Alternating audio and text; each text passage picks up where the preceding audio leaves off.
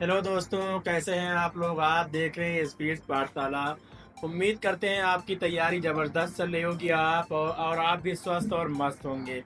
आज हम एक नई सीरीज लेकर आपके सामने हाजिर हुए हैं। इस सीरीज में हम देखेंगे 2010 से लेकर 2024 तक पीसीएस यूपी पीसीएस प्री के जो कुछ प्रश्न पत्र आए थे उसका हम व्याख्यात्मक हल देखेंगे। उसको हम व्याख्या करके देखेंगे और इसमें ये भी देखेंगे कौन से क्वेश्चन हमारे आने वाले एग्जाम में इम्पोर्टेंट हो जाएंगे। देखिए, व्याख्यात्मक हल करने से क्या होता है कि हमें उस प्रश्न से रिलेटेड सभी महत्वपूर्ण तथ्य मालूम हो जाते हैं। देखिए, अगर हम बात करें कोपेनहेग संग्रहालय की, अगर पहला क्वेश्चन अगर हमारा है कोपेनहेग संग्रहालय की सामग्री से पाषाण कांस्य और लौह युग की त्रिविमीय विभाजन किसने किया था। अगर इस तरह के सवाल हमारे बार बार आते हैं तो इसका हम अब जो सवाल बार बार आते हैं उस पर हम ज्यादा फोकस करेंगे। देखिए, त्रिविमीय विभाजन का जो इसे त्रिविमीय विभाजन द्विविमीय विभाजन, इससे हमारा बहुत अधिक सवाल पूछे गए हैं एग्जाम में। तो इसका हमारा जवाब हो जाएगा थॉमसन। थॉमसन के द्वारा त्रिविमीय विभाजन किया गया था। अब थॉमसन के द्वारा त्रिविमीय विभाजन किया गया था तो हम इसकी क्वेश्चन के बारे में क्या डिटेल देख लेते हैं कि त्रिविमीय प्रणाली इतिहास की समय अवधि की के आधार पर विभाजित करने की पद्धति, जो समय अवधि के आधार पर जो है त्रिविमीय प्रणाली इतिहास में विभाजित किया गया था। डेनिस पुरातात्विक और क्रिश्चियन और जर्नेसिस थॉमसन ने कोपेनहेग संग्रहालय की सामग्रियों के आधार पर 1820 ईस्वी में पाषाण युग में कांस्य युग और लौह युग का त्रिविमीय विभाजन किया था। तो देखिए, इससे हमें ये पता चला कि पाषाण युग और कांस्य और लौह युग का त्रिविमीय विभाजन किसने किया था। तो हमें पता चला। अगर ये सवाल पूछ सकता है कि थॉमसन ने किस आधार पर तीन युगों में विभाजन किया था, तो हम बताएंगे पाषाण और कांस्य और लौह युग के आधार पर। अगला क्वेश्चन हम देखेंगे कि ऋग्वेद में निम्नलिखित किन नदियों का उल्लेख अफगानिस्तान के साथ साथ आर्यों का संबंध सूचक है। कहने का मतलब ये सवाल ये बता रहा है कि कौन सा जो अफगानिस्तान के साथ में जो है जो नदी जो है वो आर्यों का संबंध दर्शा रहा है। कौन सी नदी है जो अफगानिस्तान का और आर्यों का संबंध दर्शा रहा है।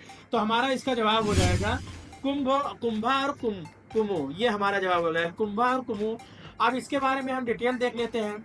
तो ऋग्वेद में आर्यों के निवास स्थल के लिए सत्व सेंधु शब्द का बार बार प्रयोग किया गया है। यह है सिंधु, सतुदी, सतजल, बिपाशा और परशुड़ी यानी रवि, बितप्सा यानी झेलम नदी को कहा गया, आस्किन और चिनाब।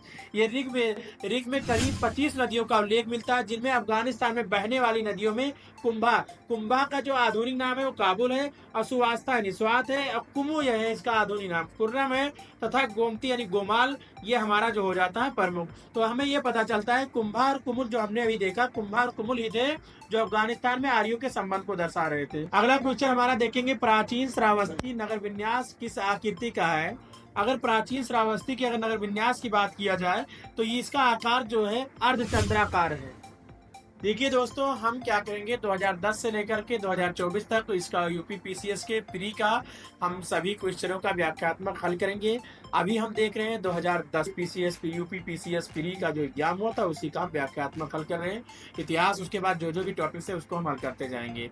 तो ये देखिए, हमारा प्राचीन श्रावस्ती का नगर विन्यास जो था वो किस आकृति का, तो हम बताएंगे अर्धचंद्राकार था। अब इसे देखिए, श्रावस्ती की पहचान गोंडा जिले उत्तर प्रदेश के सहेत मेहत नामक स्थान से की गई है, जो वर्तमान में एक उत्तर प्रदेश का एक महत्वपूर्ण जिला है, जहां से नगर के प्राचीन खंडहर प्राप्त हुए यानी और श्रावस्ती का नगर विन्यास अर्धचंद्राकार आकृति का था। यह नगर अचिरोतावाती राप्ती नदी के तट पर बसा हुआ है। यह कौशल की राजधानी थी। बुद्ध काल में यहाँ का प्रसिद्ध शासक परसेन चेतवन पूर्वाराम तथा मल्लिकाराम श्रावस्ती के व्यापार श्रेष्ठ अनाथ पंडिका के ने चेतवन नामक दान को 18 करोड़ स्वर्ण मुद्राओं में खरीद कर बौद्ध संगत को दान किया था। तो ये हमारा क्या था, ये इस तरह हम इस डिटेल देखते जाएंगे तो हमारा इसके बाद हमें एक क्वेश्चन ये निकल के आया कि श्रावस्ती की राजधानी क्या थी। तो हमारा जवाब हो जाएगा कि श्रावस्ती की राजधानी जो थी ये कौशल थी। बुद्ध में यहाँ पर प्रसिद्ध कौन शासक था बुद्ध के समय में, तो परसेन जती था। जो परसेन जती था उसके यहाँ पर चेतवन नाम की एक जगह थी और वहाँ वो व्यापारी भी हुआ करते थे। तो इस तरह इसका हम डिटेल देखेंगे। अगला क्वेश्चन हमारा है, बौद्ध संघ में भिक्षुणियों के रूप में स्त्रियों के प्रवेश की अनुमति बौद्ध द्वारा कहाँ पर दी गई थी।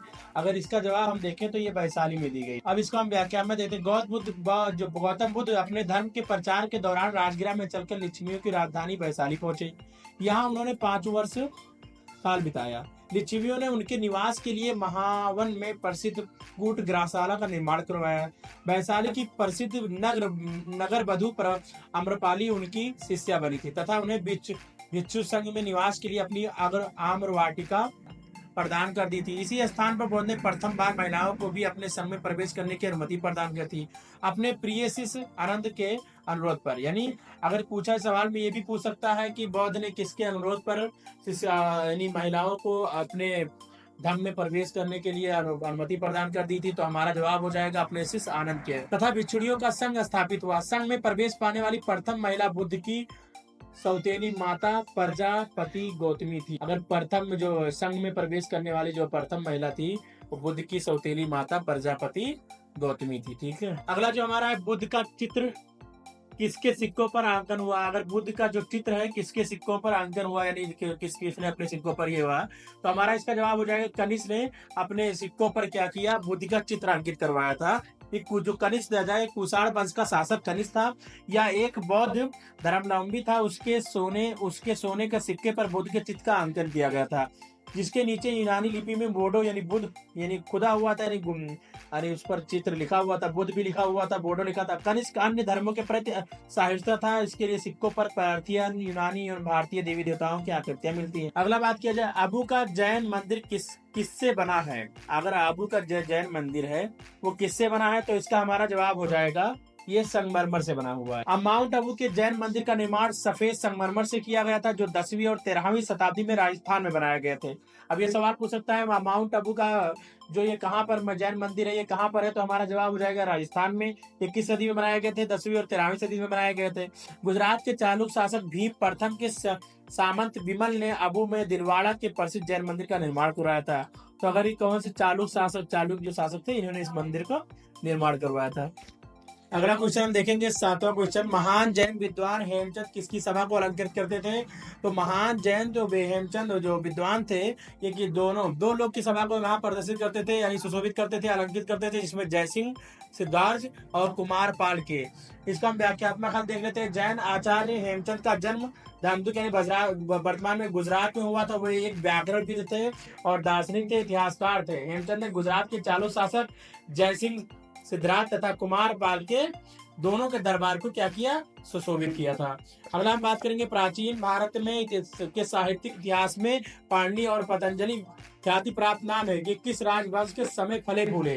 यानी कह रहा है कि जो पाणिनि थे और पतंजलि थे ये किसके शासन काल में मौजूद थे, तो इसका हमारा जवाब हो जाएगा शुंग। तो पतंजलि पुष्यमित्र शुंग के समकालीन थे। उन्होंने ईसा पूर्व 2वीं की सदी के मध्य में महाभाष्य लिखी थी। पतंजलि पुष्यमित्र संघ के समकालीन थे। उन्होंने क्या किया, लिखा, महाभाष्य लिखा था, जो उनकी पूर्वी व्याकरण पाणिनि की प्रसिद्ध रचना अष्टाध्यायी का टीका है। पाणिनि के अष्टाध्यायी को हमें मौर्य काल के से पूर्व भारत की राजनीतिक, सामाजिक व धार्मिक दशा की जानकारी प्राप्त होती है। विशेषज्ञ ने उन्हें 5वीं शताब्दी ईस्वी का पूर्व मानते हैं, लेकिन समानता पाणिनि को शुंग वंश को से जोड़ा जाता है। ठीक है, तो पाणिनि और पतंजलि जो दोनों थे शुंग वंश से थे। ठीक है, लेकिन कुछ लोग का मानना है कि ये 6वीं शताब्दी ईसा पूर्व के थे, लेकिन यहाँ पर पाणिनि के शुंग वंश के समय जोड़ा जाता है। ठीक है, और इसकी रचना जो है पतंजलि की रचना जो है पतंजलि पुष्यमित्र शुंग के समकालीन थे। इन्होंने क्या किया, लिखा, महाभाष्य लिखा था, और उनकी जो पाणिनि की जो रचना थी अष्टाध्यायी के से टीका कहा जाता है। प्रथम गुप्त शासक जिसने परम भागवत की उपाधि धारण की थी, उसने परम भागवत की उपाधि धारण करने वाले प्रथम गुप्त शासक था, तो उसे हम लोग जानते हैं, सभी ने पढ़ा होगा कि ये चंद्रगुप्त द्वितीय है। गुप्तकालीन सम्राट चंद्रगुप्त द्वितीय यानी 380 से 412 ईस्वी के, तो चंद्रगुप्त विक्रमादित्य के नाम से भी जाना जाता है। चंद्रगुप्त द्वितीय ने परम भागवत की उपाधि धारण की थी। व्यक्तिगत रूप से चंद्रगुप्त द्वितीय वैष्णव धर्म से संबंधित था। अगर इसका पूछ सकता है चंद्रगुप्त द्वितीय किस संबंधी से, तो हम लोग ये बता देंगे, ये वैष्णव धर्म से क्या था, व्यक्तिगत रूप से वैष्णव धर्म से संबंधित थे। और चंद्रगुप्त द्वितीय ने सिक्कों पर विष्णु के वाहन गरुड़ की प्रतिमा अंकित की। चंद्रगुप्त द्वितीय ने विष्णुपद नामक पर्वत के ऊपर विष्णु ध्वज की रचना की थी। तो आप ऐसे ही वीडियो व्याख्यात्मक हल पाने के लिए आप हमारे इस वीडियो को लाइक करें, सब्सक्राइब करें और शेयर करना ना भूलें, और साथ साथ में कमेंट करें। अगर आप इसका PDF चाहते हैं तो आप हमारे ग्रुप से व्हाट्सएप ग्रुप पे जुड़ सकते हैं, जिसका लिंक ग्रुप का डिस्क्रिप्शन में दे दिया गया है। और आप लोग इसे शेयर करते रहें ज़्यादा से ज़्यादा, जिससे हमारी हौसला बढ़े और हम आगे ही ऐसे वीडियो लाते रहें। धन्यवाद।